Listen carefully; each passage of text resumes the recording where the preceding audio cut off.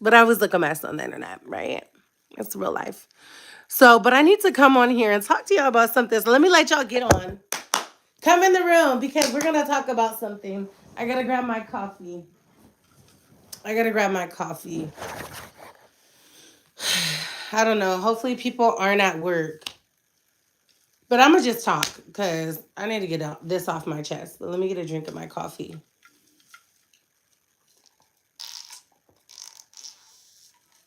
Oh, it got a little watery. It got a lot of watery. Okay. So, first of all, my brother is at my mom's house. He's safe, you guys. Probation is not open today. My brother is safe. I do want to start off by saying that, hey, boo. Hey, Pillow Talk. Hey, Butterfly.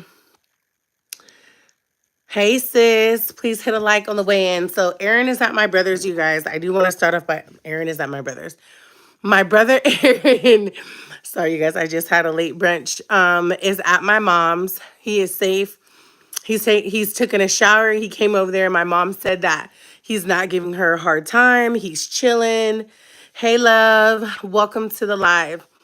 But I want to talk to y'all about something. I need some advice because I don't want to come on here and go off, but I do at the same time. But I need to give you a background story and I need you guys to communicate with me and talk with me. I talk with y'all. You guys, I consider you guys to be my family, right? So let's talk about it. Laughing, I didn't know I was a mod. Yes, boo, I made you a mod, period. So thank you to my mods. Let me tell you, first of all, Merry Christmas, Happy New Year. I know we did not finish Vlogmas out strong, but I'm a single mom of 4 kids, not part-time. I have my kids every day, 7 days a week, 24/7 hours a day, and they're on vacation. And, I have 2 jobs and I take care of my elderly grandma. And I had a lot of drama going on with Aaron. So I do want to apologize. You guys, we did not finish Vlogmas out strong. I am still going to post the videos because I did take out, my hardworking time in recording Big Hair Don't Care, period. Yes, this is literally my hair was in a bun. I took it down for you guys. Excuse me. I just made brunch for my kids because they're on vacation. So we're literally in the house chilling, right? So sorry about Vlogmas, but Happy New Year. I hope you guys had a great New Year's Eve last night. I stayed in with Misha and the kids, and we had a New Year's Eve party with the kids. It was so cute. Don't apologize. Life happens. Thanks. So, yeah, but I need some advice. So I'm gonna give you a background story first. So you guys can. I'm gonna catch you up. The girls are definitely running. Right. So I'm like, okay, so I need some advice. First of all, if you're just coming in, Aaron is safe. He's at my mom's. He's okay. If he does not leave tonight, I am taking him to probation tomorrow, and he is going to do a violation for 15 to 31 days in the county jail. That is perfect. When Aaron goes to jail, he completely sobers up. He gets in his right mind, and he's a lot better. So, oh, the girls are definitely running. Yeah, my bad. I didn't catch that at first. Y'all, I'm in my nightie. I'm chilling. Okay, can I be myself on this live? So, let me get the phone still because this is moving around everywhere. And let me turn up the brightness. Okay. Can y'all hear me and can you see me? Because I'm going to give you guys a background story and I'm going to bring you up to current date. And I want you guys to chime in the comments and let me know if I'm wrong or right. I can take constructive criticism. I can take it. I could just don't come at me sideways, but just, give me some advice. Sometimes we do need to be came out sideways, but I need y'all to hear me out. Okay. So, as you guys know, I love that you can get along for the kids. Yes, and that's the thing. Let me also say, me and my children have went to counseling, okay? Because everybody is highly concerned with the Misha situation, as you guys should be. You guys are invested in my life. Y'all love me. I love y'all. Me and Misha are not together, y'all. We have not went to counseling together. We are starting counseling together in February. But as far as individual counseling, we've done it. We've done that work. That's why we're able to come together for the children. Misha has raised my children for a decade with me. A decade. That is a long time to invest in somebody's children who are not biologically theirs, has trained them, potty trained them, taught them how to walk, especially Sunny, because he was only a couple months when we got together. So, yes, she took a year and a half break completely away from the children. She popped in here and there. We went to counseling. Now it's 2.5 years later. She is around. My kids got to go with her family for Thanksgiving and Christmas, and it was beautiful. We all went to the movies. Was it Christmas Day or the day after Christmas with her family? It was amazing. It was beautiful, and I'm so grateful. If you are a grown adult, if you are not moving and operating as a child, you can get over things. You can heal. You can look at things from a different perspective. You can grow. People like to put people's trauma or people's pain in a box and say, "Oh, you should always hate them," or "You should never deal with them," or no, that might be the case for you, and that's your personal opinion, prerogative, perspective. But over here, we're gonna heal. We're gonna grow. We're not gonna just allow everybody to spend a decade together and just be like, let's throw all this away. No, that's not what we're doing. And that's what we chose. That might not be the same, choice that you would have made in our situation. And that's okay. You can agree to disagree. So, yes, me and Misha are co-parenting beautifully for the children. Y'all, my head hurts. We get along great, and I'm grateful. Happy New Year. So there's an update on that because my sister, okay, so I have an older sister, right?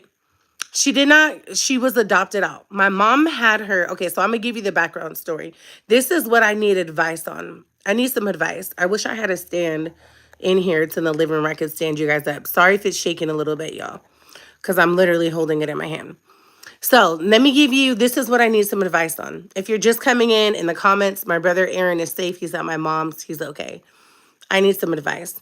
So I am not the oldest. My mother has 4 children, right? It is my older sister, Cassandra, same mom, different dad. And then me, Keishel, my brother, Michael, and then my brother, Aaron. There's 4 of us that my mother had. Then my mother had another baby, as you guys know, after Aaron. His name was Keyshawn. He died with a hole in his heart. He only lived a week in the hospital. That is why I named Elmise Keyshawn Josiah, right? Because Elmise was born with a heart murmur as well. So I gave him my little brother's middle name. Okay, so my mother has 4 living children, 5 children altogether. Now, my mom had my sister, Cassandra, at 14. She was adopted out. So let me give you the story. My grandmother, the one that I take care of that's in the wheelchair that you guys see in my videos, that is my mom's mom, my grandma. Her husband, which is Larry, he is deceased now. He was in the military his entire life. My mom was born in Anchorage, Alaska. So was my uncle. They served, my grandma was the nurse there, and my grandfather was in the military in Anchorage, Alaska for many years, as my mom was born there many years after. Then they came back to California. My grandfather was still in the military. Well, and they went back to Alaska. They split up. My grandpa did some shady stuff. They were going through a divorce. Long story short, he had the kids for a certain amount of time and they went with my grandma. Well, my grandfather comes back to California. He's in Madera, California at this time. My mom gets pregnant. Oh, how cool, Stephanie. So my mom gets pregnant at the age of 13 and a half. I believe she gives birth at 14. Don't quote me on it, but I know she gives birth at 14. My grandfather's y'all got to hear me because I'm about to drop a lot of bombs in 2021 and 2021. Lord Jesus. Help me, Lord. In 2024, okay, we are way past 2021. And I'm going to leave this live up and I'm going to refer back to this live because everything is going to make sense, right? Cuz I'm about to air out some family dirty laundry cuz people got me messed up. It's the first day of the new year and my sister decides to get in my inbox on some BS. Now this is a Christian woman, but let me hold on. Let's go back. Let's go back to the story. So my mom gets pregnant. My grandfather is remarried at this time to my grandma's cousin. Yes, you heard me. Her first cousin. My grandpa, Larry Holtcroft, marries my grandma's first cousin. Yeah, the ghetto. You know what I'm saying? Okay, so he marries her. They're married. Well, she has cancer, has to have a hysterectomy. They want to have a baby together. They can't. So my mom ends up getting pregnant. Now, this lady, my mom's second cousin, which now is her stepmom, is like, well, if you won't give us full custody of the baby and let us adopt the baby as our own, then basically we're gonna make you put this baby up for adoption, which is my oldest sister. We'll call her Carrie because that was the name that my mom actually named her, was Carrie. So my mom in her head, she's like, hell no. Like, I'm not finna give you my baby. Like, I'm not finna sign over my baby to you guys. And her stepmom slash cousin is like, okay, let me slow down. Hold on. Okay. So basically, my grandfather gets caught cheating, right? My mom's father with my grandma's cousin. My grandma comes home from work, right? She was a registered nurse. They lived in Anchorage, Alaska. She comes in and she catches them in the act.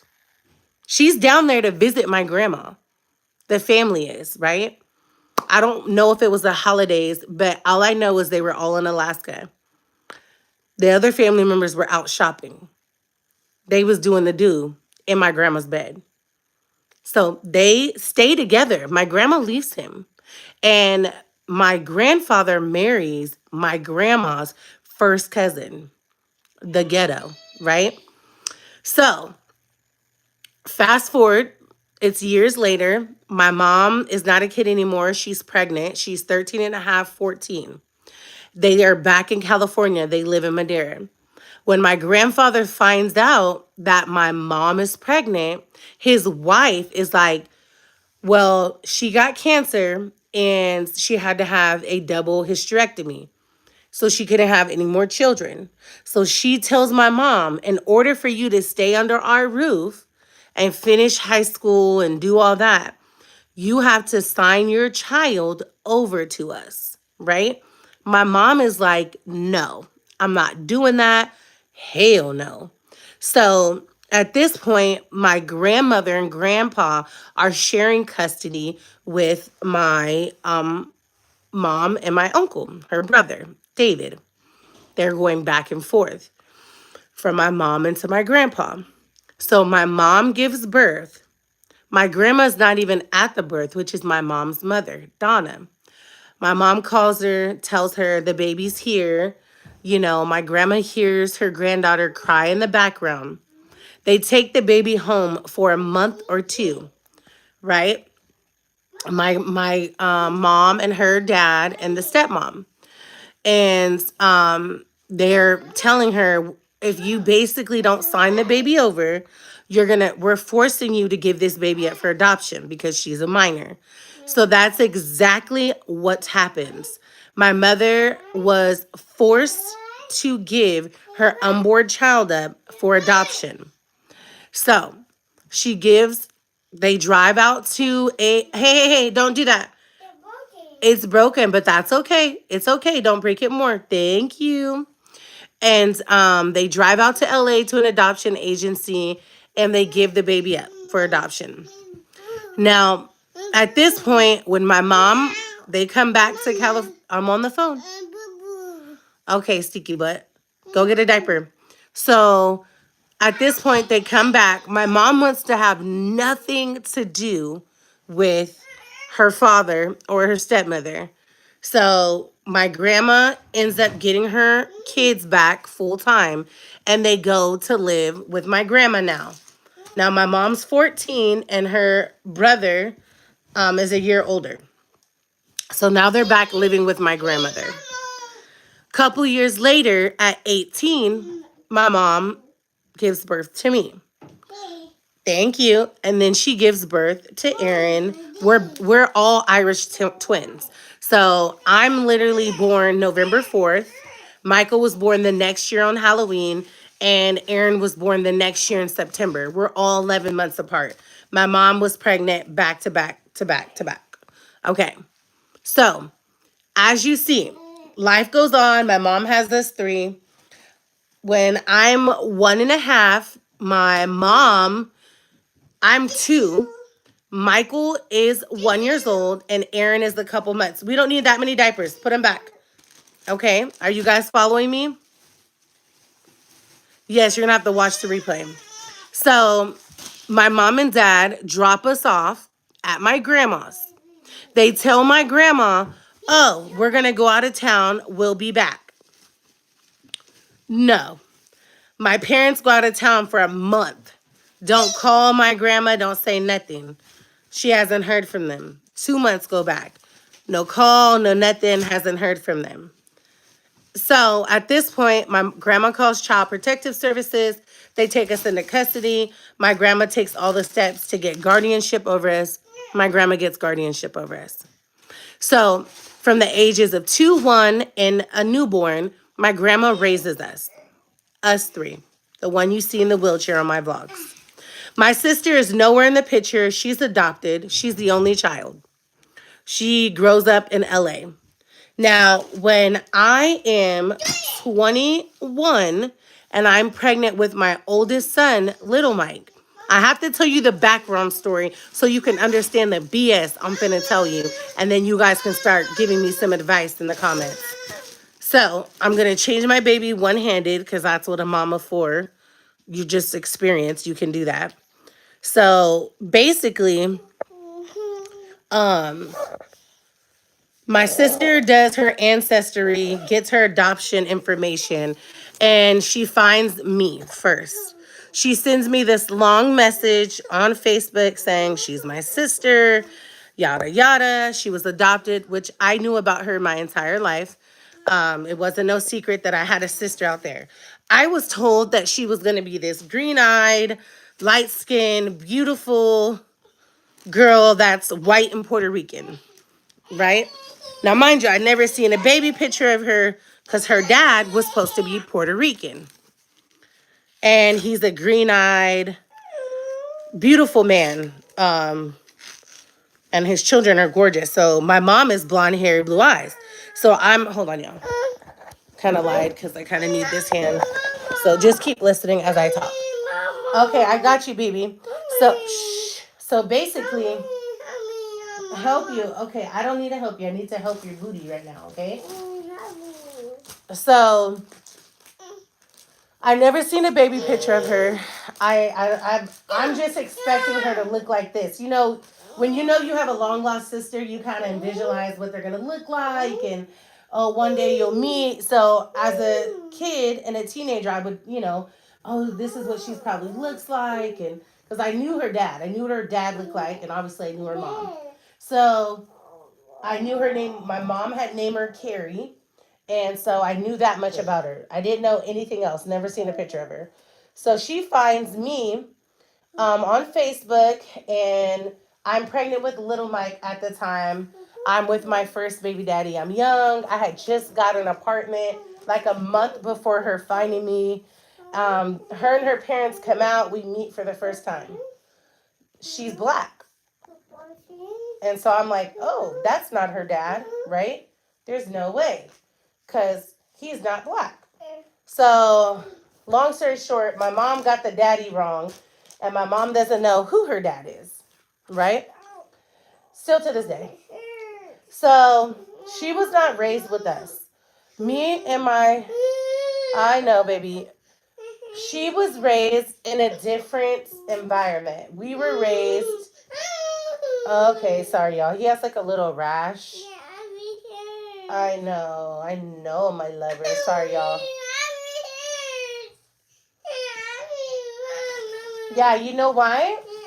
You know why? Because you need to start going in the potty. And we're going to start working on that. We're going to get your potty from the garage. Ow, we hurts. I hear you, my love. I'm sorry it hurts. But you're going to start going in the potty. No more diaper. Pull it. Yeah, it's time to be a big boy, okay? So, let me get him situated, you guys. So, basically, my sister grew up in a two-parent household. She was adopted into a family. She was the only child, no siblings. And she didn't have to grow up with any siblings. And she didn't have to grow up in... Shh. Okay, it is better with the cream. Good job. She didn't have to grow up with any siblings, grow up in the struggle, grow up in the ghetto, grow up. She grew up in the church. Believer, I forget what religion she is, but, you know, she grew up very religious, single parent household. Single parent, two-parent household, and no siblings. They just adopted her. Now, we grew up very different. We grew up with a single white grandmother who quit her career when she got full custody of us. She had to quit her career. There was no way. It was three children. Hey. Three children back to back. She had no means of like childcare, like now how there is now, where you can get childcare. So she had to quit her career. There was no help. So she quit her career, started raising us. Okay, go get your brother and go get your tablet. This has to come off now. Say hi to everybody since you. Hi. Say hi, YouTube. Hi, baby. Hi, baby. No, say hi, YouTube. Hi, YouTube. YouTube. Say hi, family. Family. Say love you. Hello. Okay, give him a kiss. Okay, good job. Go get your tablet. Okay. So back to us. Sorry for that. Hashtag single mom doing the best I can. Okay, so back to the story. So that's how she grew up. From when I first met her and I went out to LA, you could tell she didn't want for nothing. She had everything. Didn't really have to struggle. Had her parents, had a big Hispanic family. She was adopted by Hispanic parents. So yeah, totally different. Thank you, in a struggle, okay? My grandma had to quit her career. She had a son already, plus us three, 4 kids in a 3-bedroom apartment. One of them was a teenager, dealing with my psychotic father who was psychotic, who suffered from all of the same mental illnesses as my brother Aaron, but very on a more, and also an alcoholic and drug addiction, and would hold my grandmother hostage. Real, like, there's no cap in this. Hold my grandmother hostage, hold us hostage. The whole Fresno Police Department would have to come out. It was crazy. All kinds of the police running in our house. Here you go. Watch your tail. The police running in our house. I don't know how many raids I seen before I was like the age of 10 years old.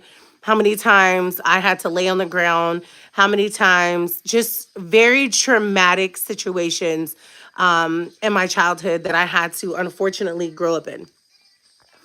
And so I had a way different life. I honestly don't remember when I was a child. I remember always being a mom. I remember always taking care of Aaron and Michael. My grandma tells a story, very vivid, still to this day, and I'm 33. She tells the story of when she first got us, when my parents took us. My parents dropped us off and they went out of town, and my grandma gave me a cookie. And I broke the cookie into 3 pieces. And Aaron was the baby. He couldn't eat a cookie, but I gave him a piece. I gave Michael a piece, and I had a piece. And my grandma said, she looked at me, she said, "You don't have to do that anymore. There's enough for all of you." And for me, that always has like been in the back of my mind, because I always took care of them. That I was 2 years old, and I knew at 2, I had to share that piece of cookie with them. So that from 2 years old, current to this day, I just got off the phone with my brother, Happy New Year, for 2 hours listening to my brother Michael vent about his life and everything going on with him in the mountains and his job. And that's what I do. I'm their big sister slash mama, right? Not that I ever wanted that job. It's just kind of how life was for me. It's a job that, you know, was also, I guess I just took charge, right? Hey, hey. So, hey, hey, mommy's on the phone. So that's just kind of how it always was, right? My whole life. My mom was heavily on drugs and in the streets. The guy that was supposed to be my father was heavily on drugs and in the streets. So, like I told you, my parents said they were going out of town. They dropped us off. They were gone for 2 months. My grandma put us in the system. She had to call CPS for child abandonment because they did not call her. They did not call her. Sunny! They did not call her. They didn't inform her of anything. They asked her to babysit for the weekend, and they basically never came back. So my grandma took it upon herself to call Child Protective Services and inform them of what was going on and what happened. And in doing so, the system picked us up. My grandma got her fingerprints. She got all the, her house approved, all the necessary steps that you have to take when you want to get guardianship over your grandchildren. She did that within a month or two. She had us back. She had full soul guardianship over me and my two brothers. She quit her long career of a registered nurse for many years, and she was a full-time grandmother. And I commend her, and I feel like I will owe her my life till the day that I die. When I went into foster care, I was 2 years old and my hair was down my back. I wish I could post the picture here, but I'll post it. I'm going to be doing another video this week, kind of telling this story and also what I'm going to be doing next. And I will post the pictures of my hair. I had very long, my hair wasn't this texture. It was way looser, and it was straight at the roots and then it was curly at the bottom. It was just exactly like his hair. If you see my son's textured hair, this was exactly my texture. I had very loose curls. The roots were straight and then the ends were curly. But my hair was jet black. And it was almost to my butt at 2 years old. Very long, beautiful hair. Well, I went into a foster home for 2 months, and the foster mom, what she was Hispanic and she wanted my hair straight. She didn't want my hair to have any curls to it. When I tell you the woman permed my hair at 2 years old, permed my hair, burnt my hair up. So when my grandma got me back, my hair was burnt up because it was very fine, very 2-year-old hair. Who perms a 2-year-old's hair? I don't know. I've never heard of that in my life. But she permed my hair. My grandma had to cut half of my hair off and to regrow my hair, and she did. And my whole life, I always had very, very long hair. So I went through some very traumatic things. Imagine being 2 and getting your hair permed. I don't remember it. Obviously I was 2, like my son is 2 right now, but I couldn't imagine perming his hair. What? Patches of my hair had fallen out. And my grandma, when I came back to my grandma said I was filthy. My hair was permed. There was dirt underneath my nails. I was not well taken care of, but I was safe. I was back with her. And if you're wondering, well, why would she do that? You have to, because then otherwise it could be kidnapping. She had to report abandonment so that she could, have rights over us, because she knew that us going back with them wasn't going to be the most safe or the best option for us. So she did what any loving grandma would ever do. And when I tell you in this time frame, I don't know what happened with my parents in this time frame.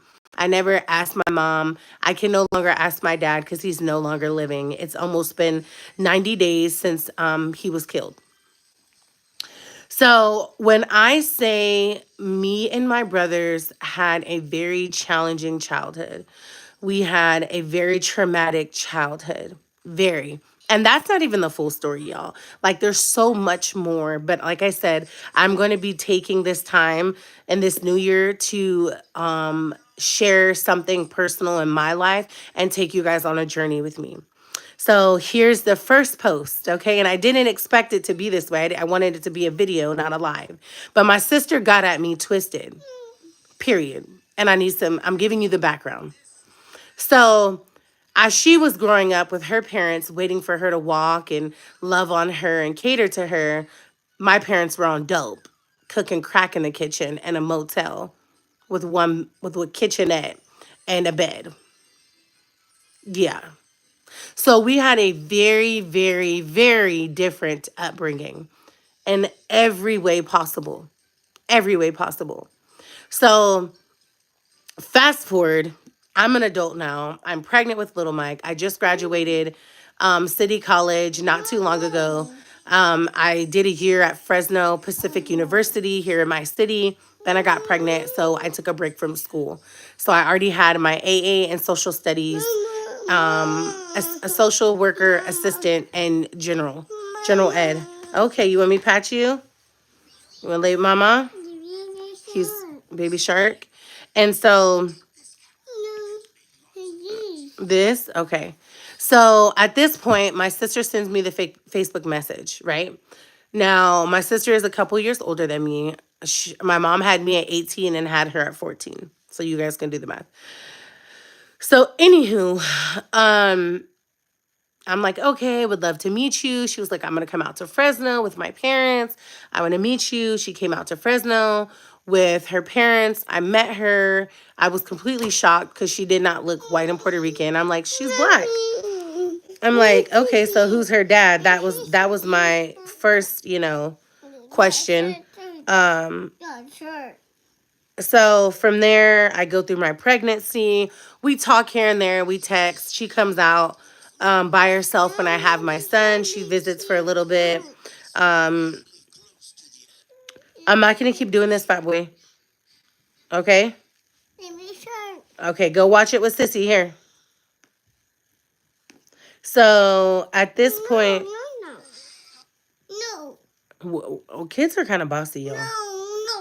Kids are kind of bossy. I'm going to just say that. Okay, you pick it. Go with Sissy here. Go with Sissy. Go pick it. Go sister. He's like, go with sister. I'm staying right here, ma'am. So, okay, this isn't, we're not doing this. Here you go. This is the one I'm picking for you. It's his nap time. So,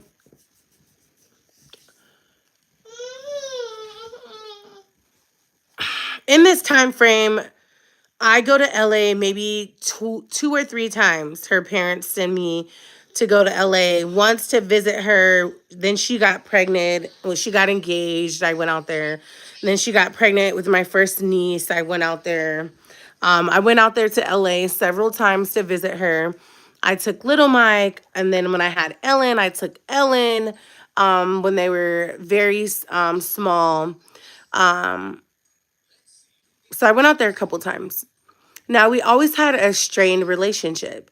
She lived in LA. I lived in Fresno. We did not grow up together. We didn't have a lot in common just because we're completely opposite as far as like what we enjoy or what we do. Like I said, she was like really raised in the church. She married a pastor. I was with the thug. Okay. The ghetto. Embarrassing. Okay, I was with my first baby daddy still, who was 10 years older than me and who was from East Oakland. So you do the math. And I had my first baby in 2011 and then 12 and then 14. So she came out for like Ellen's baby shower. We just weren't the type of sisters that talk to each other every day. It was like here and there. Once in a while, she'll send me a picture. I'll send her a picture. Aaron was in prison majority of the time when we first met. He got out. She's seen pictures of him. I believe she wrote him some letters.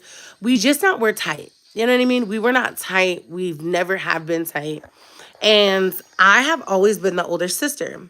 And I'll always say I'm the oldest sister because I act like the oldest sister. period. I make all of the effort with my brothers. When she came into the picture, there was no effort. She didn't step in and say, hey, I'm the older sister. Take a seat back. You've been doing this since you were 2. I got it from here. Nor did she try, or nor did she put any effort to become that. So I still maintain my position as the older sister, taking care of my brothers like I have since I was 2 years old. Now, years and years and years go by, she has 3 children. I have 4 children now. Now, in between this is the third or second time she's done this. Now, where I come from, you can't break up with a family member. You can't. You can say, hey, I need some space because I don't agree with you or I don't agree with your choices, but you can't break up with a family member. There's been millions of times where I don't agree with my brother's life choices, behaviors, women, whatever. There's been millions of times, but I would never behave this way. So let me tell you, now that I've given you all the background, right? Looking a hot mess in this camera, here we are till today. So a couple years back, I don't know how many years ago, she writes me this long Facebook message saying, I put no effort. Oh, she's done this 3 times. This is her 3rd time doing it. It's her last time doing it. I'm done. And once I'm done, I'm done for life. Okay. So the first time she sends me the message, couple years ago, I think it's after she had my first niece. I need some space. I feel like you're not making any effort. I feel like this is a one-sided sisterhood, and I'm basically cutting me off, right? And I'm reading the message and I'm like, nigga, excuse me, I can never do this to my brothers. They would laugh at it and show up at my door. Like, you're my sister. And I was just like, now where I come from, what? It's still to this day when I think about the message. First of all, I'm your little sister. I have a way different life than you do.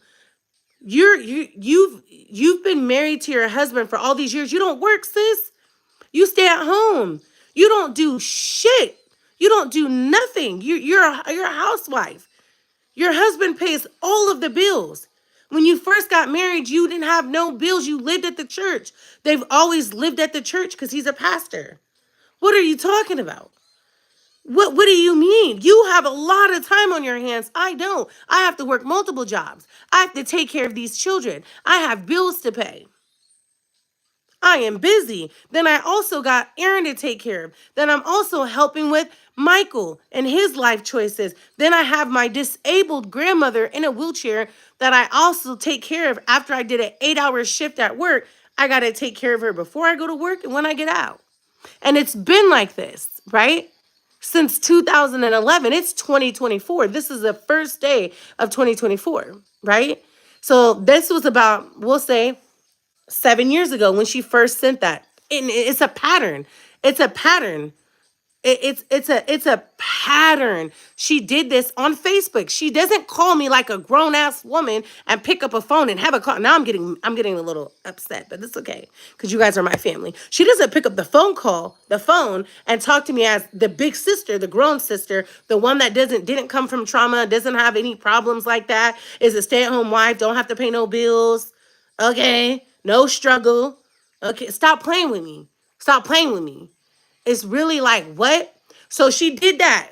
Girl, I must have messaged her mom, went off on her mom, went off on her. She blocked me. Girl, I don't care. You play no significant role in my life. This was years ago.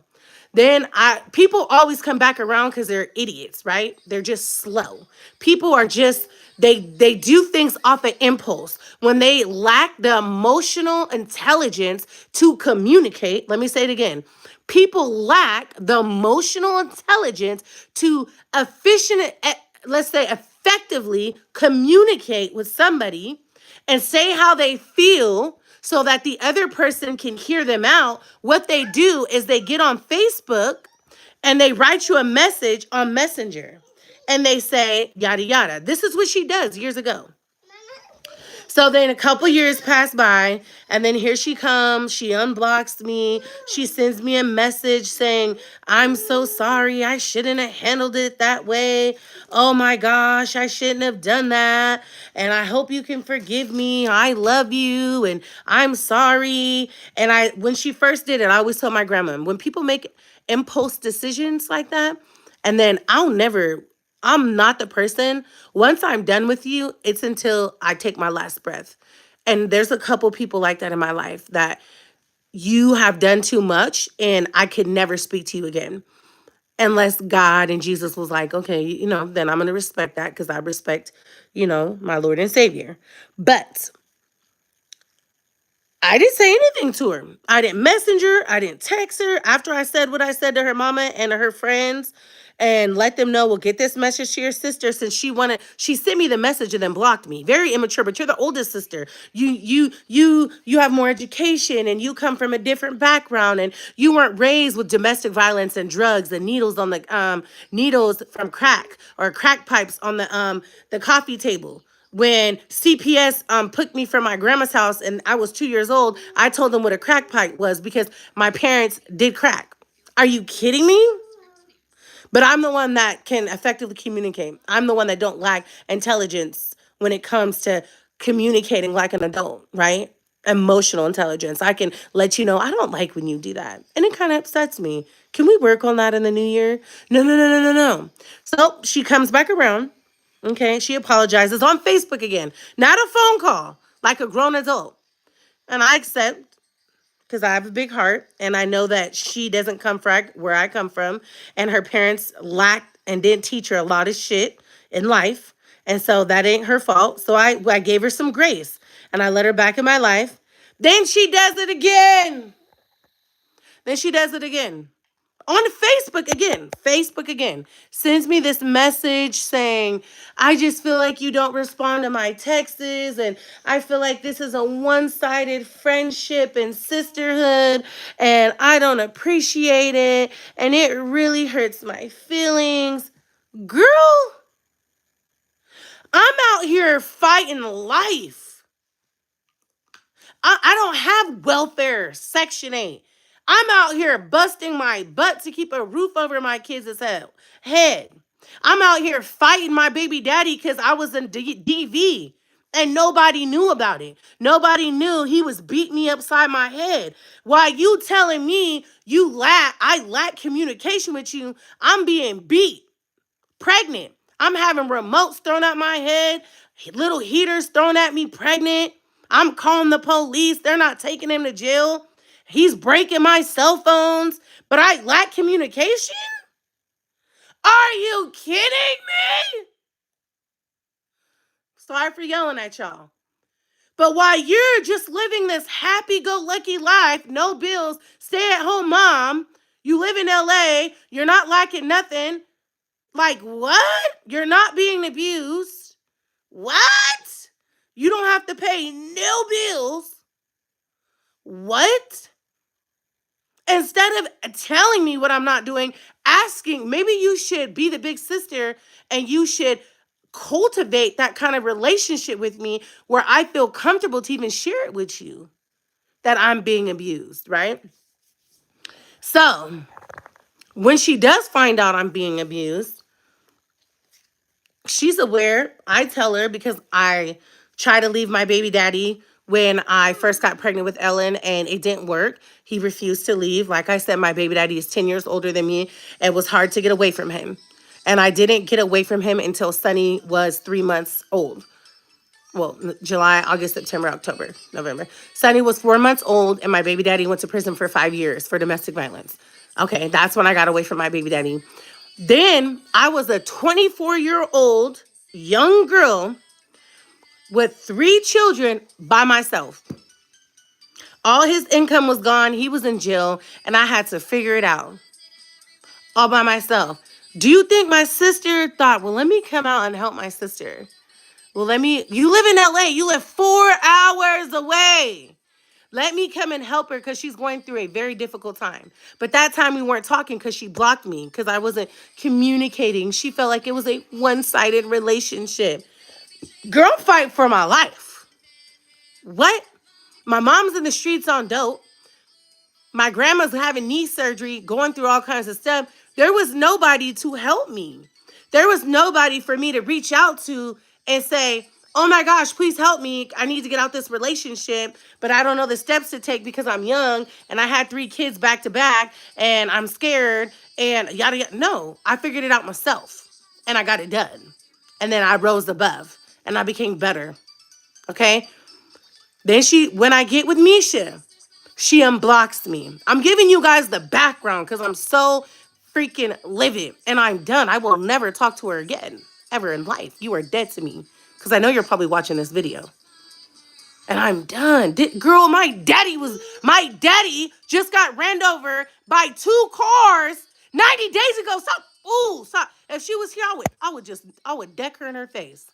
Because that's what you do with family. You don't just walk away from them. Girl, your parents are living. Your parents flew on a fucking airplane to go visit your family while my mom's high in her apartment with her man and my dad's dead. And I'm trying to get through my first holiday without my dad. And then I gotta get in the car with Misha to go get my brother sleeping outside on the ground in Bakersfield. And you have the audacity to tell me you feel like it's a one-sided relationship? Girl, I'm going through it. And I still gotta pay bills, and I still gotta be here for my kids. And I'm still trying to understand my dad is dead, and I can no longer have that conversation with him that I so desperately wanted to have. You're a joke, bro. You are a selfish, entitled, single freaking child. You are entitled and you are selfish as hell. As hell. You are selfish. You don't have to go search for Aaron. You don't have to put clothes on his back. You don't have to be here for grandma when she just might have cancer. Nigga, my grandma just had cancer, just had surgery. And they cut a piece of her. Stop playing with me. My daddy died 90 days ago. My grandma just had surgery and got a piece of her kidney cut off. And we don't even know if she has cancer yet. We won't know till January 16th. Stop fucking playing with me. Stop. You're a joke. You're a joke. And I know you're watching this and I want you to know you're a joke. You're a fucking joke. I'm out here dealing with real life situations. Real life situations.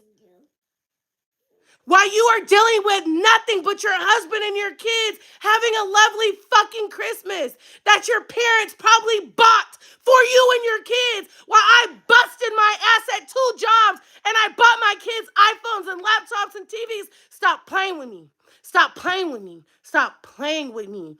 I will never talk to you again. How about my mental health? I just lost my dad. My grandma just had surgery. I just found my brother sleeping outside at a bus station on the ground in wet clothes, no food, dehydrated. Are you kidding me? Are you kidding me? And you know, I wish I could read the text. Okay, baby, I'm right here. Sorry for yelling. Like, are you kidding me? She wrote me, so I got upset right now. I'm sorry. I'm not yelling at you guys. She wrote me a message on Facebook. And I wish I could read it to you verbatim, but I can't because it doesn't allow. Well, can I? No, I can't. Wait, start a poll. Create tools. Start a poll. No, I can't. I wish I could. I wish I could share it, but I can't because I screenshotted it. She writes me a message saying, I tried to contact you on Christmas. I'm tired. She said, I'm tired of getting on the internet and I find things out on the internet and you simply can't send me a text. Oh, I didn't know that I had to report to you for everything. My bad. I didn't know when something went wrong and I have to figure it out for myself because nobody's here to help figure it out with me. That I had to stop what I'm doing and tell you what's going on. Oh, hey, this just happened. But I get paid from the internet though. So the first person that I'm gonna go to, because I'm trying to help my brother, is I'm gonna go to the internet because it's the family and the community that I've built for me and my brother. Then she's gonna say, I hate that when you're on live and you say, I have nobody to lean on. How? Girl, when I talk to you, you're silent as a bird. Mute, quiet. You have nothing to say. You're on mute. How could you say anything? You ain't never went through shit, my nigga. You ain't never went through nothing. Both of your parents are still breathing. You got your husband, you got your kids, you still don't work, haven't worked in over a decade, and you got all the time in the world to fucking communicate. I don't. I got 4 kids, I'm a single mom. Single. No child support. Ain't no 50-50 where my kids go with their daddy. No, there's restraining orders. It's just me and my kids. Stop playing with me. So you have all the time in the world to do that. Mommy. You're the big sister. Shouldn't you be putting in the effort over here to have a relationship with me and my kids? And then I miss you too. And then she was like, and you always say, you never include me saying you're the oldest. Girl, what effort have you ever made with my brothers? What effort have you ever made to be their big sister? What support have you ever given my brothers to show them that, hey, you also have me, not just Keisha? Girl, not a damn thing. Not a damn thing. Not a damn thing. You haven't did anything. So I will continue to say I'm the oldest. I will always be the oldest because I am done with you. So she wrote me this message saying I don't communicate and I didn't text her back fast enough on Christmas. Girl, I got 4 kids. And I got Aaron. Do you know what I was doing on Christmas Eve? I was trying to get donations because my account was negative $5. I was trying to help my brother get in a room because he was sleeping outside. And my ex found him standing in front of the Dollar Tree. So I have a house full of people. I haven't wrapped no gifts, and Christmas is in a couple hours away. But I'm out on Parkway, as you can see on the internet, because I'm on the internet.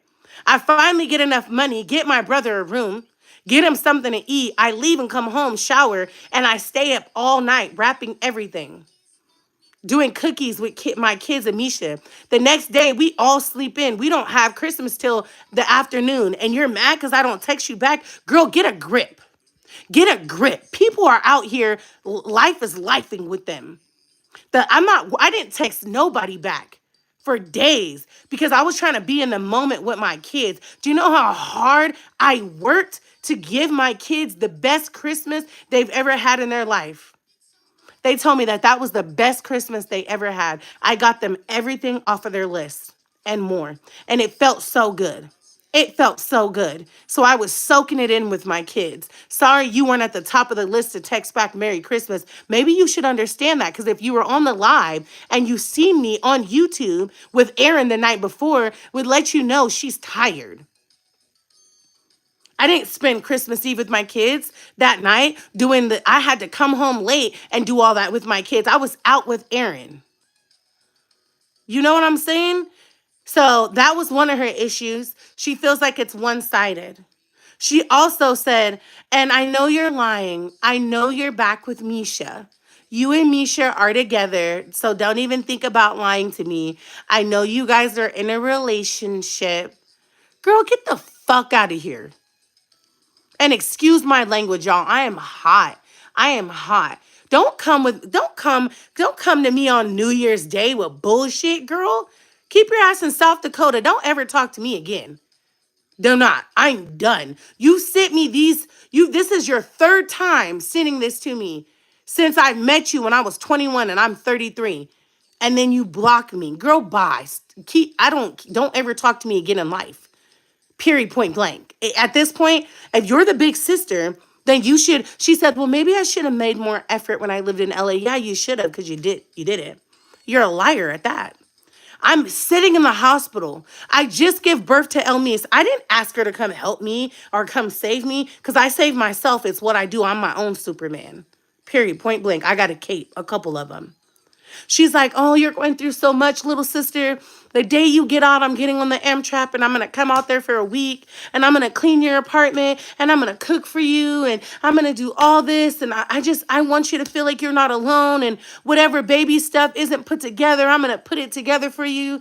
And I'm like relieved, y'all. I'm laying in the hospital and I'm like, thank you, Jesus. Like, okay, whew, because I got my mom and my stepdad taking care of the kids. That's already a lot for them because I wasn't even supposed to give birth for a month. I'm having this baby early. Nothing's ready. I have everything, but nothing's put together. My apartment needs to be, cleaned up. And I'm like, thank you, Jesus. When I come home, I just had a baby. I had a C-section, emergency C-section. He's sick. He has a heart murmur. I don't want to have to figure out the apartment, but I was going to have to do what I had to do, right? So she makes all these empty fucking promises. Then when the time comes, she says, oh, something came up and I don't have the money. Well, I text her. I said, well, I got the money. I had like $7,000 before Misha broke into my account. But that's the past, We're going to leave it there.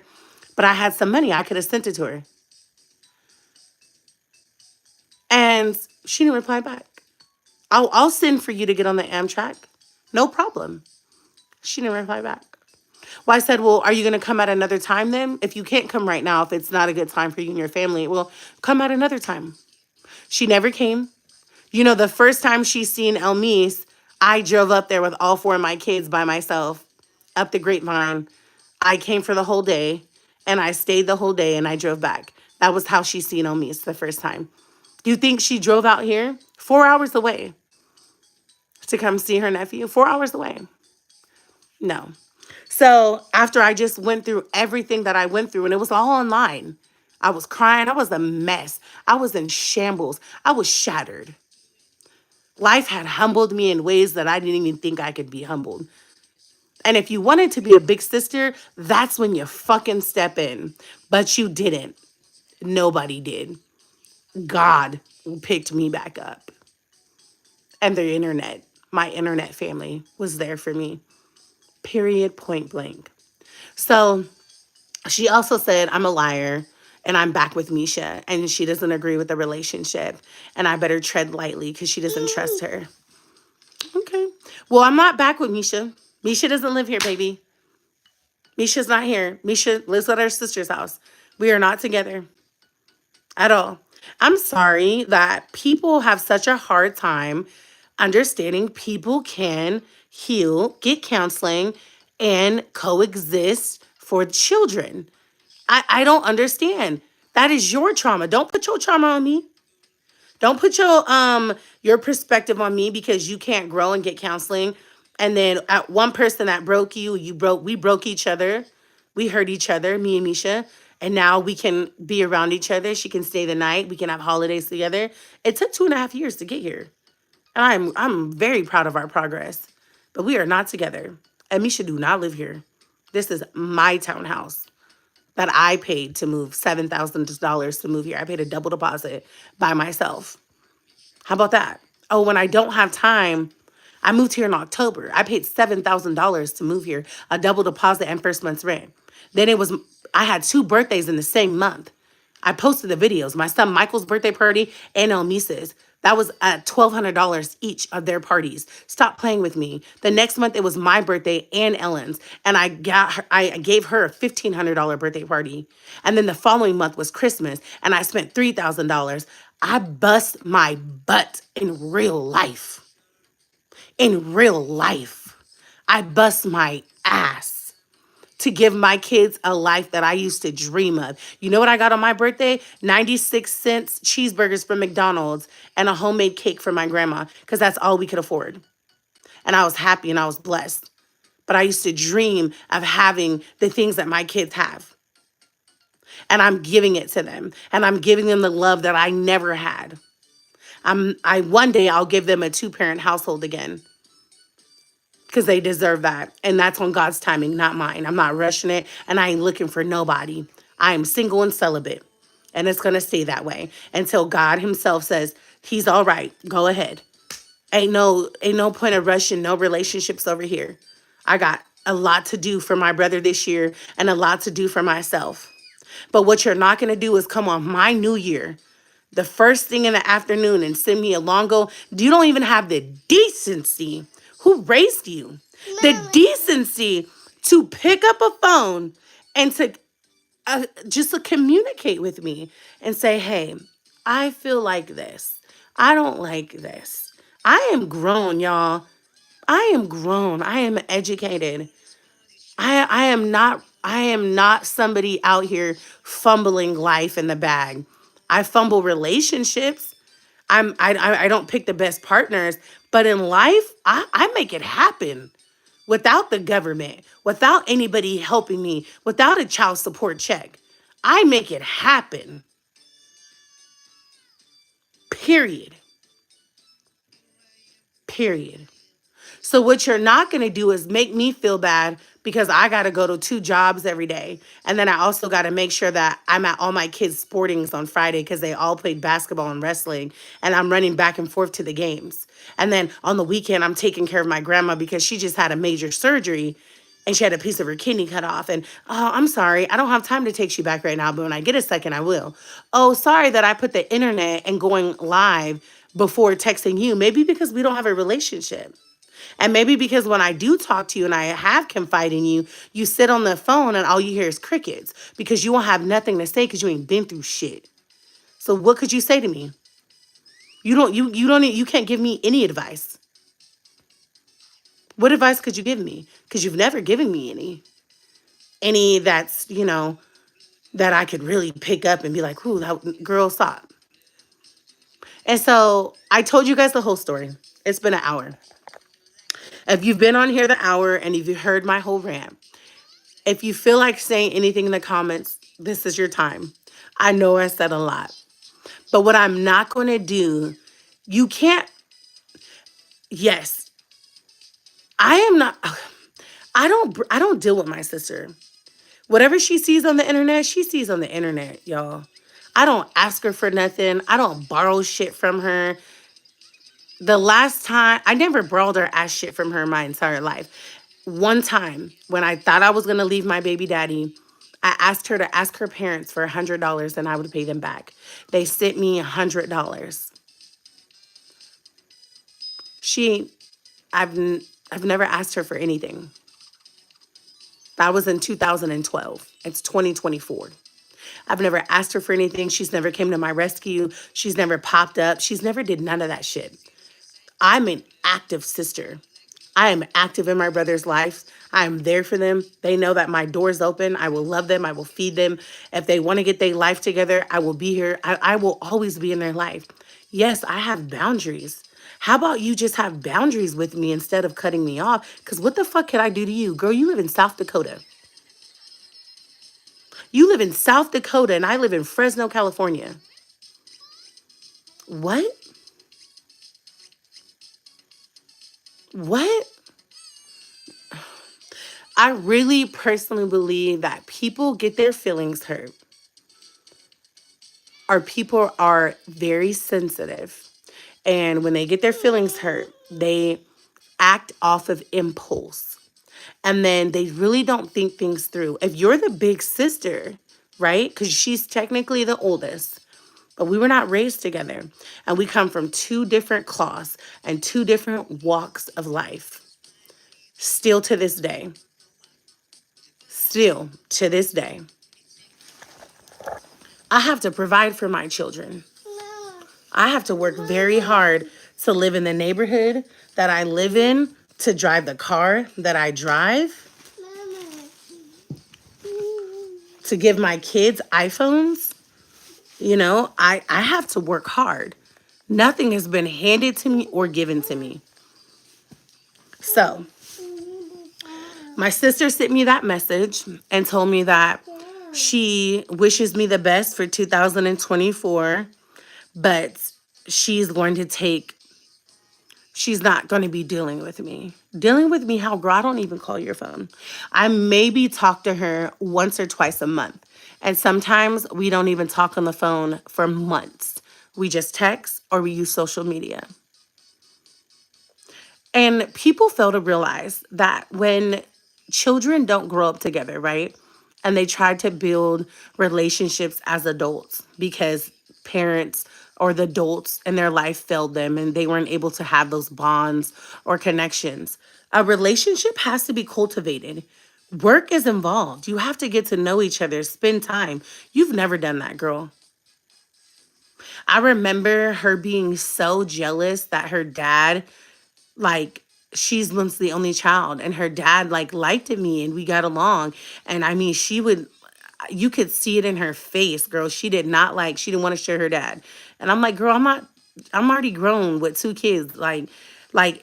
And then there's always been this like jealous thing attached to it. Like, I can't explain it, but it's always been there.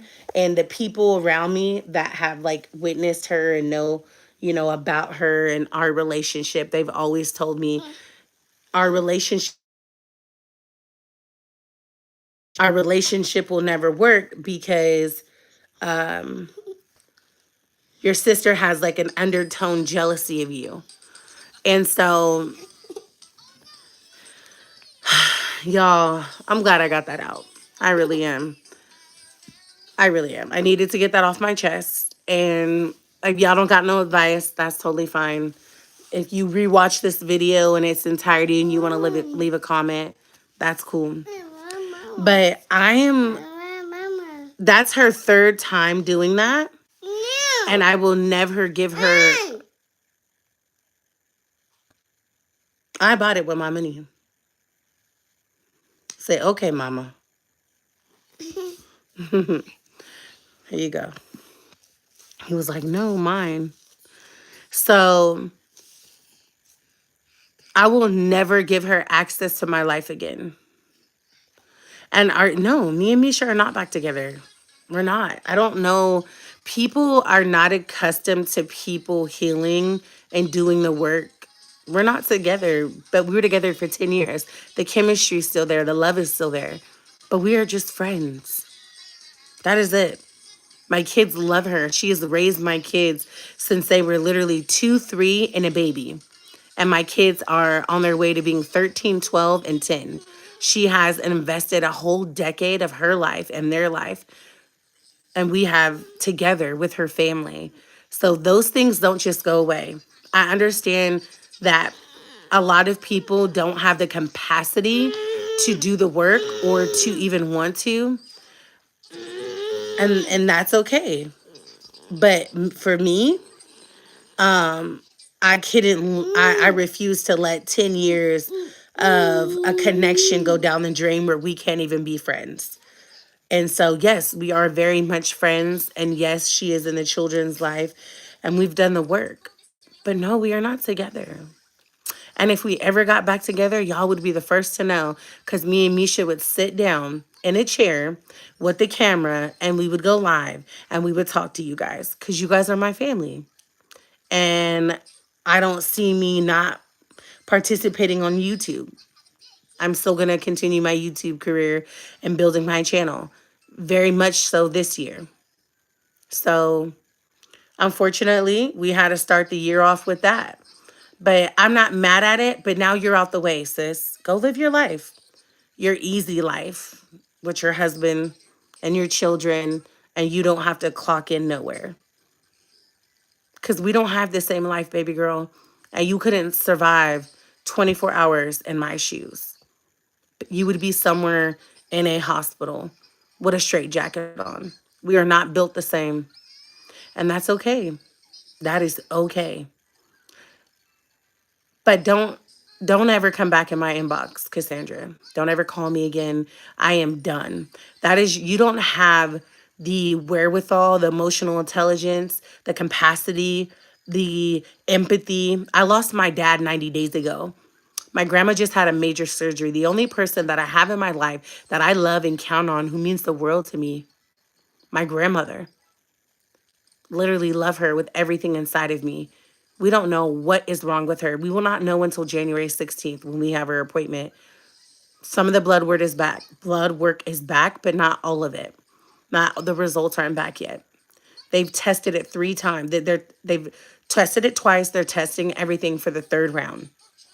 We won't know the results till January 16th. I'm trying to get Aaron to probation tomorrow so I can help save his life and get him in jail so that we can figure out where he's going to live state like somewhere stable while he's in jail. Honey, I got real life out here. I don't just wake up to my kids every day and get them off to school and then go back in my house where I don't have to pay rent because my husband's the pastor. No. That isn't my life.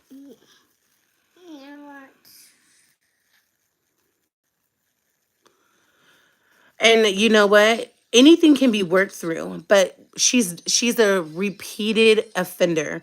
This is her third time doing this. Her third time. She doesn't have the decency to pick up the phone and call me and communicate. She doesn't text my phone. This is her third time since I met her when I was 21 and I am 33, where she has messaged me on Facebook Messenger saying that she needs some distance because she feels like the relationship is one-sided. Well, I'm out here fighting for my life. Still am. Because I'm not financially stable. I'm not. I'm working my butt off to be, and I will be in 2024. And that's why Mary had a little lamb. I don't have a husband who's taking care of everything in the household financially. I am the husband, I am the mother, I am everything in this house. I'm the provider, the protector. I am everything. And we're not going to say, "Well, you chose that." No. I'm so tired of the world saying, "Well, you chose that man." No, I did choose that man and we were a family, but then he chose not to grow and be better. Then he chose to become who he chose to become. We're not going to put a man's choices onto a woman anymore. Not on this platform. Whatever a man chooses to do in his life is not a woman's fault. If he chooses not to become a good man, if he chooses not to become a provider, if he chooses to put his hands on you, if he chooses not to take care of his kids, that isn't your fault, baby. Those are his choices. You're only accountable for your choices and what you provide and what you don't do for your kids and what you do for your kids and what you do for yourself and what you don't do for yourself. Only you are only accountable for you and the people under your roof. And that is period. So unfortunately, my first baby daddy, who I was with for almost 7 years, it didn't work out because he chose not to become better and not to grow. And that is his fault, not mine. Plus, he has 10 years on me. He's a grown man. Okay, stop playing with me. So, and me and Misha are not together, but we have chose to become better individuals and to see our downfalls and our flaws and our wrong choices in our marriage and our, things that have transpired. And if Misha ever wants to get on the internet and for us to tell the story, then we can. But that's not something that I'm publicly going to put out. And that's why Mary had a little him. Really. And that's for my sister. My dad was just murdered 90 days ago. My grandma just had major surgery. I just picked up my brother 2 days before Christmas Eve in Bakersfield. What do you mean I'm not effectively communicating with you? Girl, you live in South Dakota. Stop playing with me. Stop playing with me. Pick up the phone and call me. Sometimes, and okay, I've read a lot of books since me and Misha separated, and I've been to counseling. And people like to say that relationships are 50-50. No, relationships are 100-100. You give your all, they give their all, and sometimes you even in a couple and a husband and a wife, sometimes the wife might be putting in all the effort at the moment. And then it goes back to both of them. And then it goes back, oh, something's going on with a wife and she's not emotionally okay and she's going through it. So now the husband's giving everything he has. It's not always going to be give and take. I'm going through a lot. I'm going through a lot. And sorry that I cannot just give up on my brother. Do you know there's so many people in my life that are like, leave him alone. Walk away. Stop dealing with him. That is my brother. I have set very healthy boundaries in place. He does not know where I live. He is not welcome at my house. My kids are safe. Their property is safe. We have peace of mind. When I choose to help and deal with my brother, it is outside my home and it is on my terms now. It is not because he's sleeping at the door or he's knocking at the door. I have put in place healthy boundaries for me and my brother's friendship and relationship as siblings to be there for him. So I don't need anybody to direct me on that. I know what I'm doing. Before I was giving too much and I was putting myself in jeopardy and my kids in jeopardy trying to save him. But since then I've grown and I've seen that boundaries had to be put in place because my children always have to come first. They're my number one priority. And that's why Mary had a little lamb. I see my brother outside of my home. For my mental sake, for my children's mental sake. Let's read some comments here. Nisha Smith said, "You are a very strong woman, and she don't like that for you. So upset about her childhood. She was raised well, and then a pastor's wife. The nerve of her to do you like that." Exactly. And by the way, Happy New Year, sis. Happy New Year, sis. And as Christians, and I'm in the wilderness. I used to be sold out for Christ. Some things you guys don't know about me, but you guys will be learning in 2024 because we're going to go down a rabbit hole. And I'm going to let you guys get to know me and we're going to grow this channel.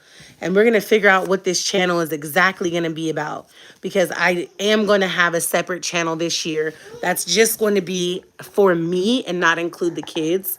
But this channel, I believe, is going to stay about my family unit.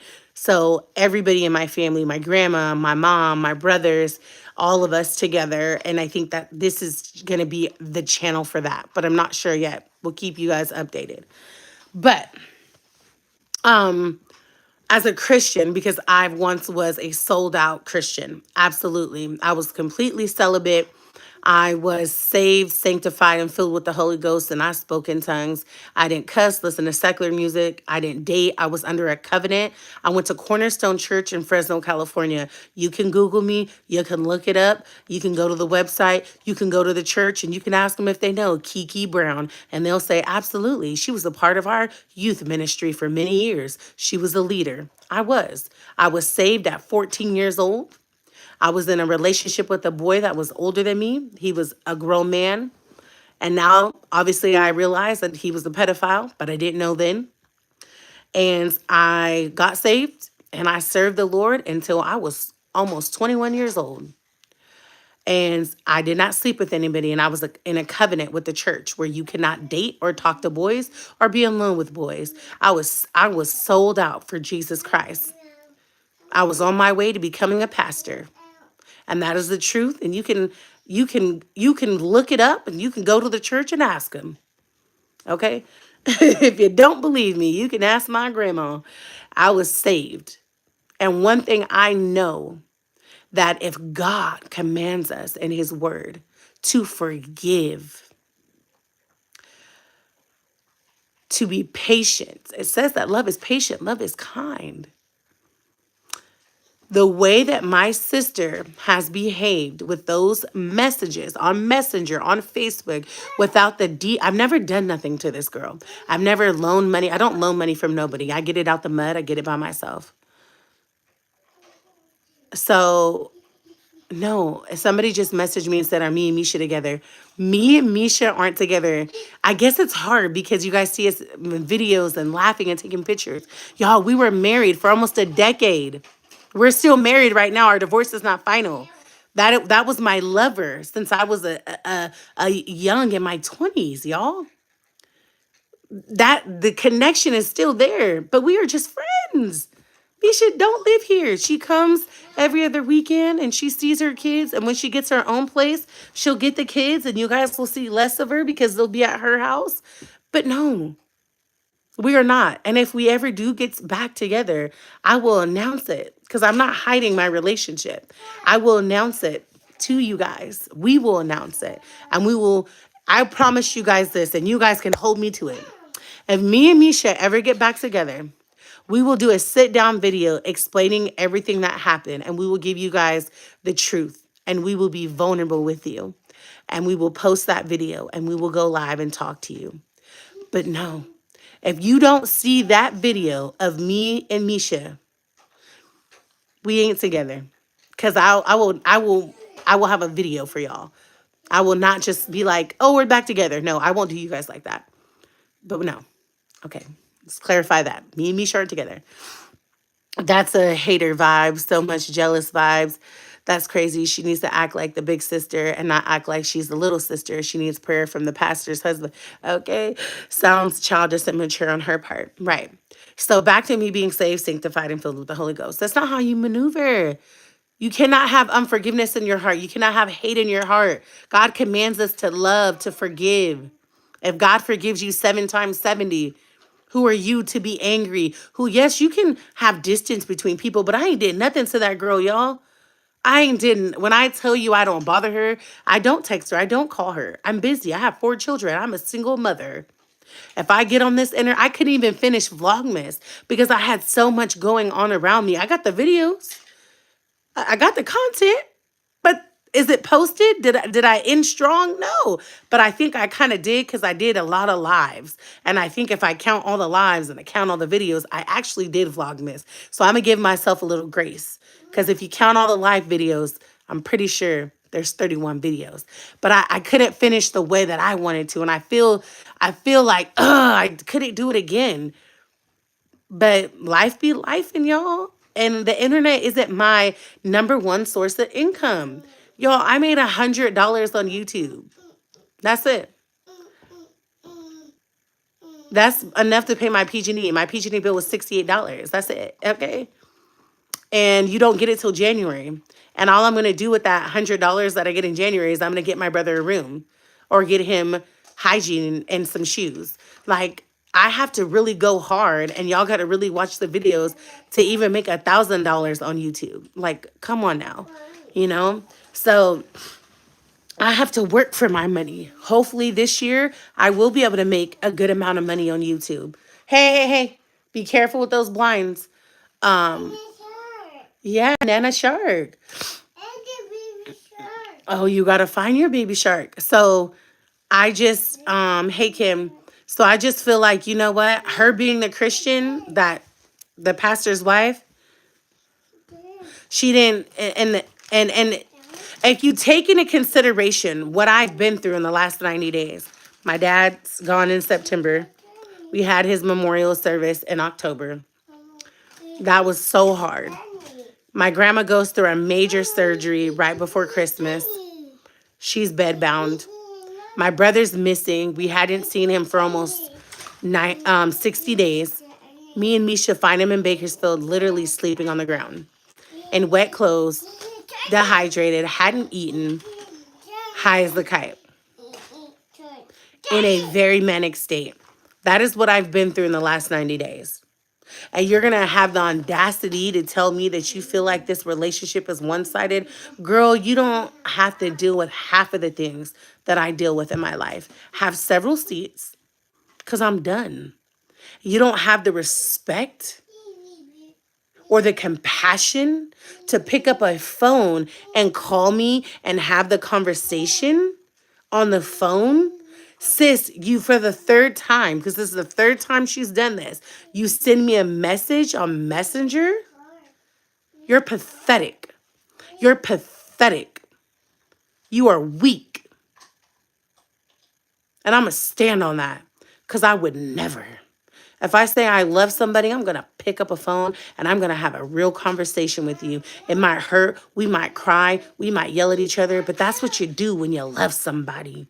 But baby, we were raised totally different. And I'm sorry, but your parents, they dropped the ball on my boy. Dropped the ball. But hopefully you are watching this live, and maybe you could teach your kids how to communicate with each other.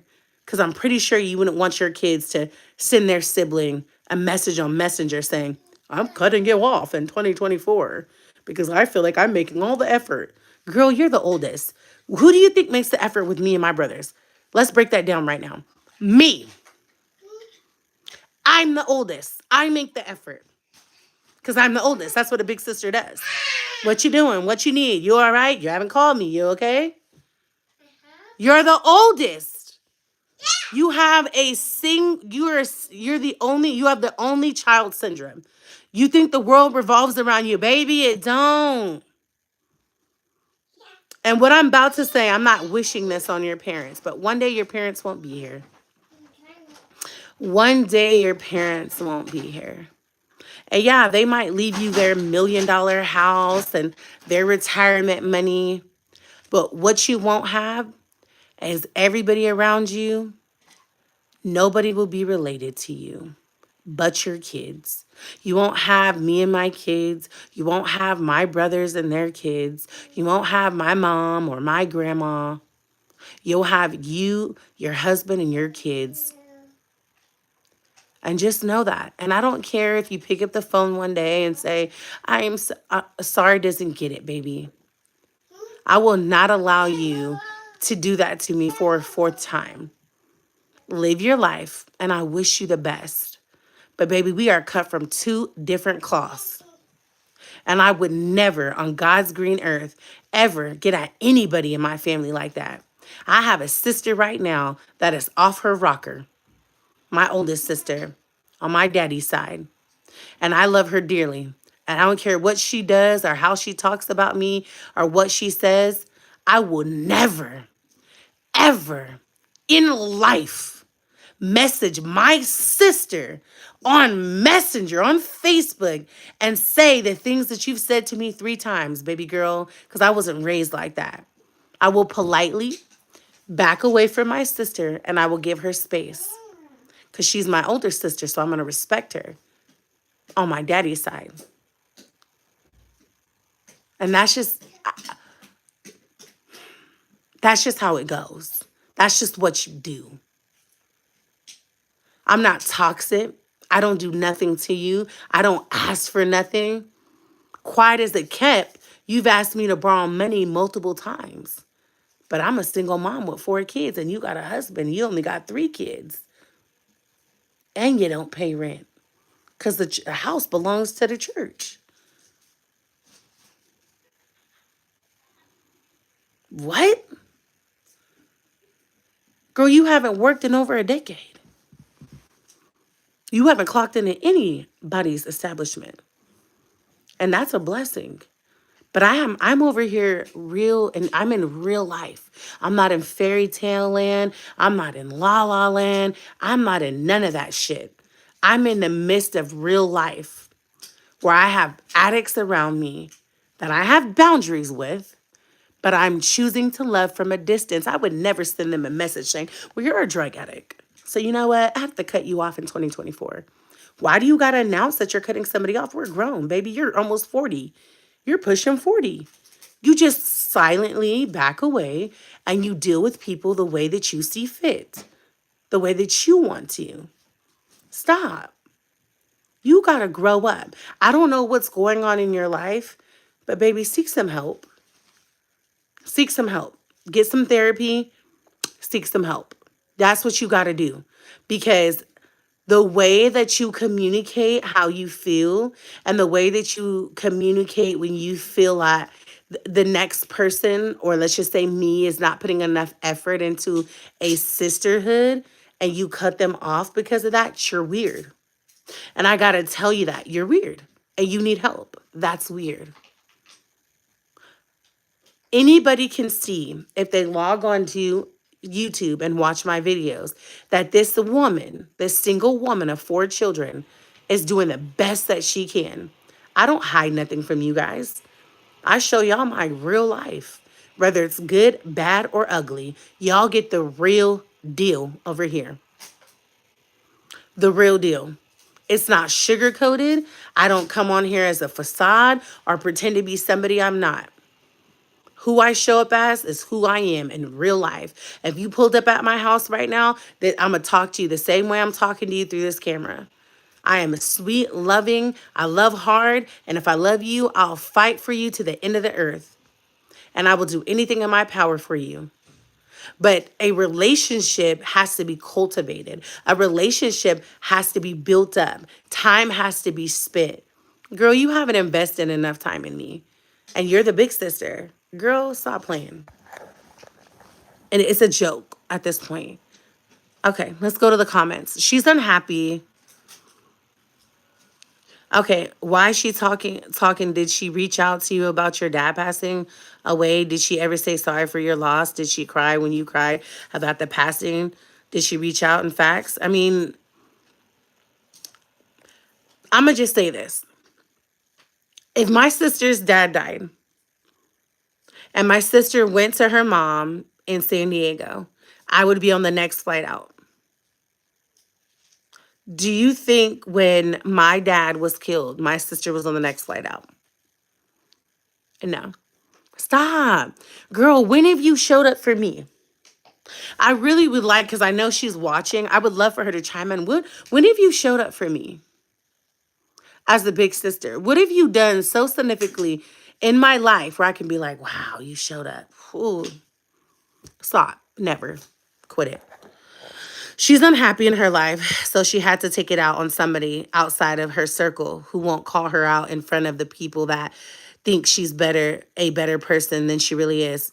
And you know what, Michelle? Smart. You are smart. The name matches because it's a fact. And I can't say exactly what I want to say about a certain thing because I just can't. But she isn't happy. Pure point blank. You've been said that how many times about you guys, just friends. Okay, what's wrong with co-parenting? I love for you guys, period. So if you guys decide to get back together, it's great. I think love it. I think I love it, sis. Several seats to the back, big sis. We love Keen. We support her. We don't like sis mad, upset. Gets us angry with her family. We don't mess with sis. Okay, period. I love you. Love you, Nisha Smith, for reals. And you know what? I feel better because I don't have, I'm very private as far as like, I tell you, I'm the narrative in this situation. I tell you guys what I want to share, you know what I mean? And on the internet, but I don't deal with anything that is toxic or anything that brings me down or anything that isn't good for me. So friends and associates are very slim and thin in my life because people just aren't authentic. Want mommy to fix it? Huh? It's broken? Oh no.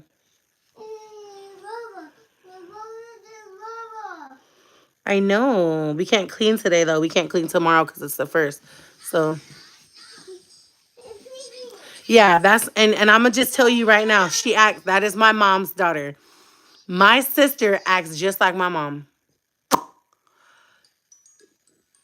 Just like her. And me and my grandma say all the time, she is so emotional. And when you're a child, when you have an emotional child, right? And if you're a mom, you know what I mean. You might have a child that cries a lot, very emotional, can't handle their emotions. They cry a lot, they get upset easy. I have a child like that, which is Sunny. I constantly have to say, stop. How are you feeling? Talk to me. Communicate your feelings to me. Tell me how you feel so we can work through it. Because if you don't teach them as a child how to express their emotions, how to talk through it, how to work through it, then they grow up and they lack emotional intelligence because it wasn't taught as a child. So then when they become an adult, they cannot communicate with other adults. And it's just a period. They can't. They lack it. They lack it. They lack it so much. So it starts as a child. It starts at home.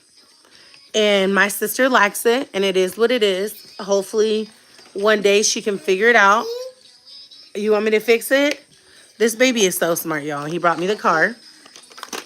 And he brought me the screwdriver. Because he wants me to fix it. But he got it wet. So he doesn't understand that it's not going to work anymore. So she sent me that message. She was like, I prayed long and hard about this. And I just feel that this is what needs to be done. Girl, get up out of here. Bye. I didn't reply to it, y'all. I just read it. I ain't saying shit to it. It is the third time you've done this.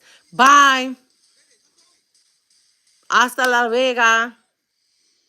Pues. See you later. I mean, you don't play a significant role in my life for me to shed a tear. For me to shed one tear. I might vent and get loud and talk some BS, but girl, you don't play a role in my life where I'm like, well, you know what, girl? A relationship is a two-way street. Any relationship, you have to put effort and time. And so if I haven't communicated with you well in the last 90 days, maybe because life has been throwing me uppercuts and knocking me out. And I'm just coping with it and I'm moving forward and I'm trying to respond in the right way and make better choices and not going back to who I was just because life is lifing. And why? When Misha left and I gave birth alone and all that happened, you didn't come to my rescue financially, mentally, emotionally. You didn't stay on the phone with me all night and cry with me. A stranger did. Off the internet. Would cry. I would cry to her every night. But you're my sister. And my son's 2 years old and you've only met him once?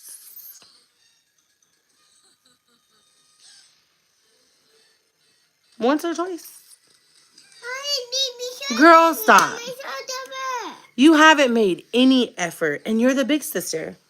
So I wish her the best, like she wished me the best for 2024. I hope when my dad died, you didn't come out here. Grandma had surgery. You just go live your life, baby. And I'm gonna continue to live mine and be great. And I wish you nothing but peace, love, and happiness. But I will be never speaking to you again. I will not give you another opportunity to ever speak to me again. I'm done. You lack the emotional intelligence to be able to pick up a phone and talk to me as a grown ass woman who's almost 40 years old when you're the big sister and you have an issue. I don't have an issue at all. I'm not upset with you. I'm not mad at you. You're upset because you're like, I text you on Christmas and you didn't even text me back. Girl, I have 4 kids. 4 kids. I got to make breakfast for on Christmas. Open gifts with. Put toys together. I barely vlogged on Christmas morning because I was trying to be present. And you're upset because I didn't text you back. Girl, you're giving me fine lines right here.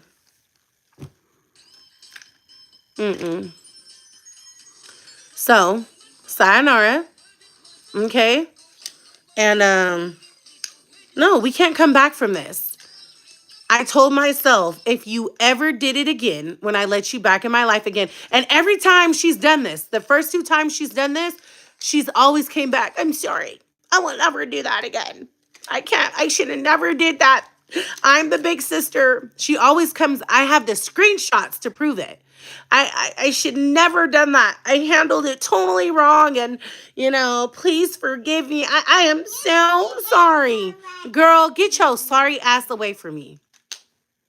And this is God is my witness. When she has sent those 2 prior messages in the last span of whatever 10 years, I have never reached back out to her saying, I want to be back in your life.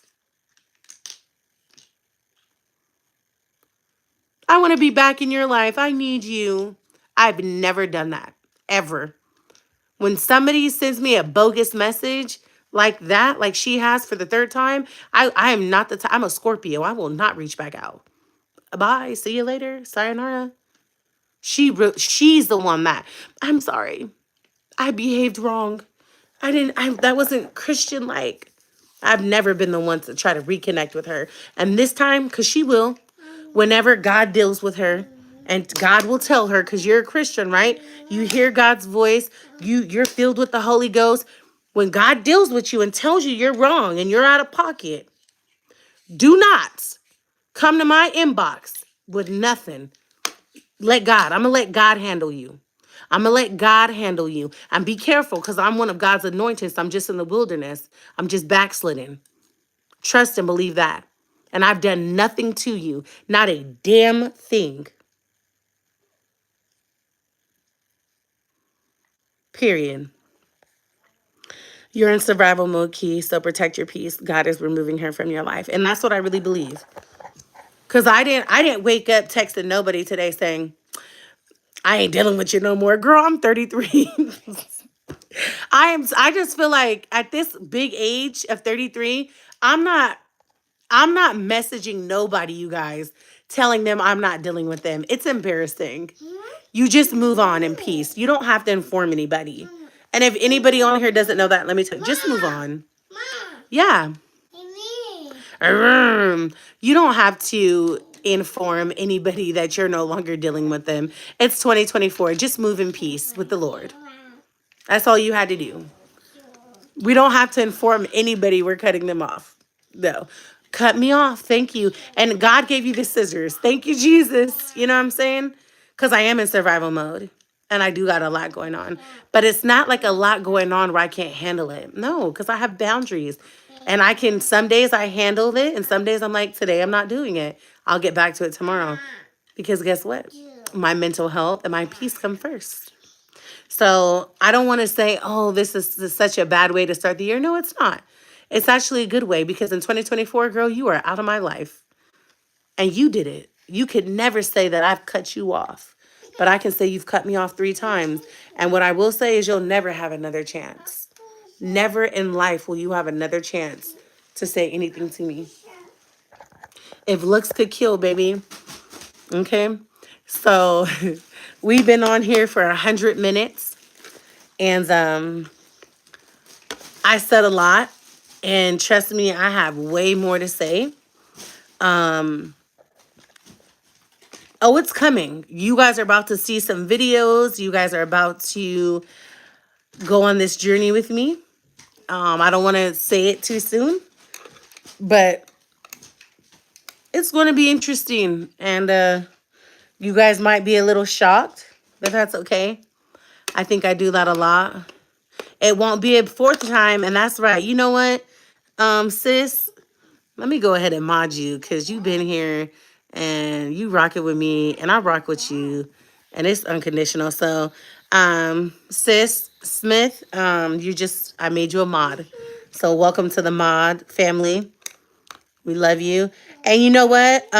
This year I want to do, we're just going to be better. We're going to be better. We're not going to say it. We're just going to do it. Okay. So when I get on here and I get to say it, just be like, okay, we see you, sis. Because we ain't going to talk about it. We're going to be about it. Okay. We're going to be about it. So I do have to go to my mom's and go check on Aaron. So if he is still there when I get there, I will go back live so you guys can see him. And I will post a video if he's still there. I will go live even if he's not there, just so you guys, I can update you on him because I have to go pick up some stuff for my mom. And now I got to go tell her about my sister because she acts my mom is a very emotional person and she doesn't know how to regulate her emotions. She'll cry anywhere, anytime about anything. She's triggered very easily.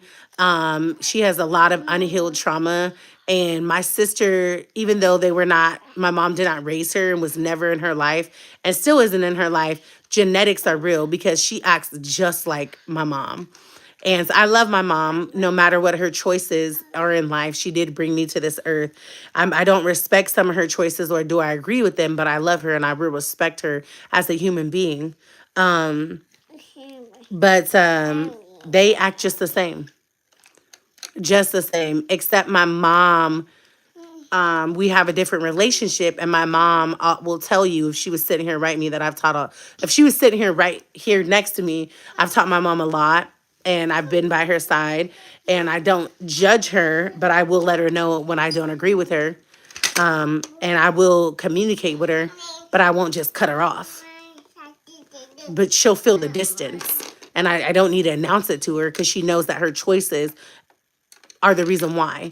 And I feel like when you're mature and you're a grown adult, that some things are better left unsaid and don't need to be said. You just move accordingly and the other person will feel it. So, but I love y'all. I appreciate you guys. I'll leave this video up. Um,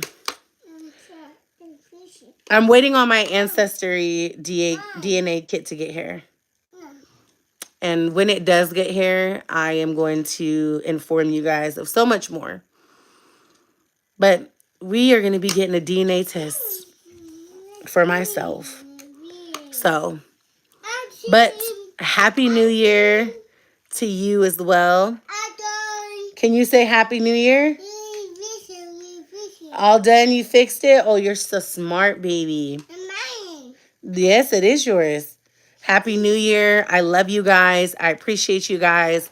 Please watch the videos that I'm going to post. I know Christmas is over, but life was lifing. I do want to start I cannot talk. Generating? I do want to start. Okay. So when my brother gets out of jail, real quick, he's either going to do a 15 or a 30-day violation because he hasn't seen parole in over 60 days. So he's upscaling from probation, not parole. Sorry, he's not on parole. Retract that. We're going to retract that. He's not on parole. He's on probation. He's on high-risk probation.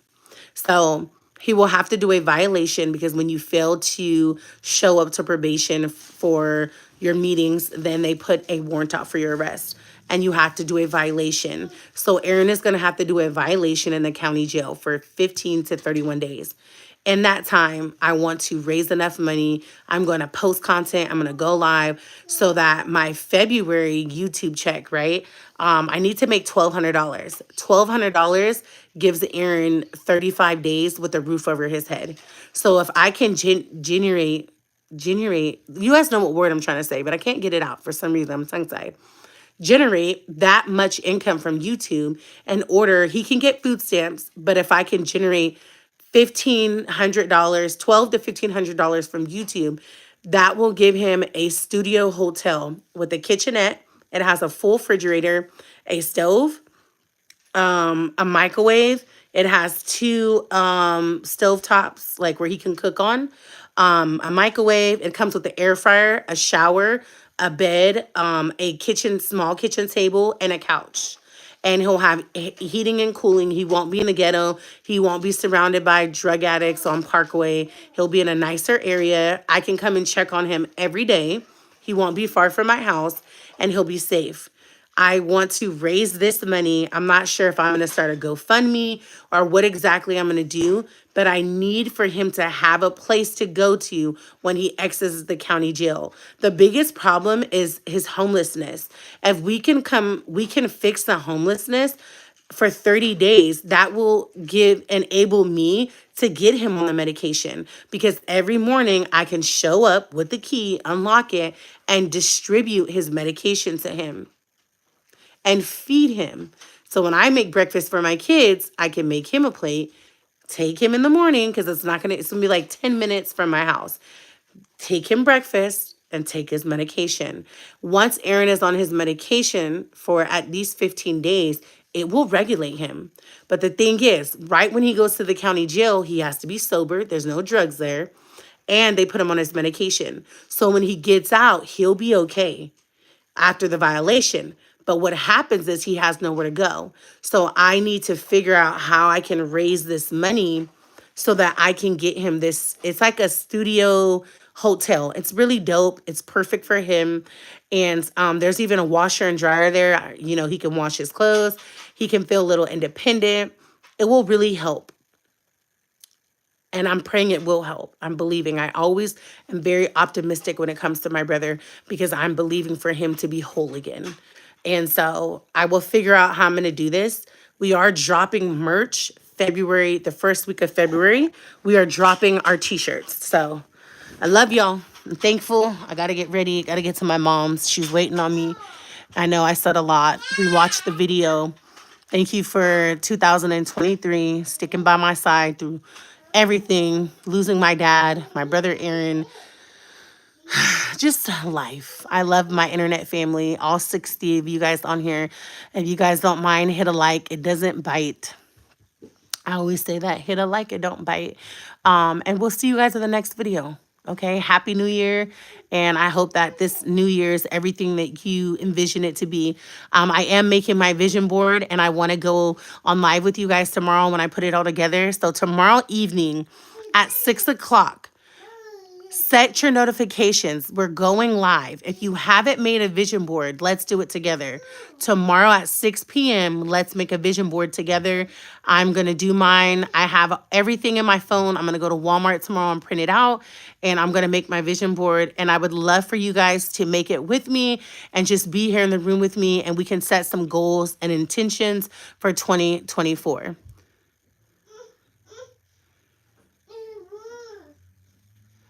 Thank you for watching all the content. We appreciate you so much. I love you guys, and we'll see you later. Bye. Tomorrow, 6 o'clock, vision board on live. Bring your wine, bring your soda pop, popcorn, and let's do our vision board. Can you say bye? Can you say bye to YouTube? Your bottle? Can you say bye, YouTube? Bye, YouTube. Bye, YouTube. Say bye.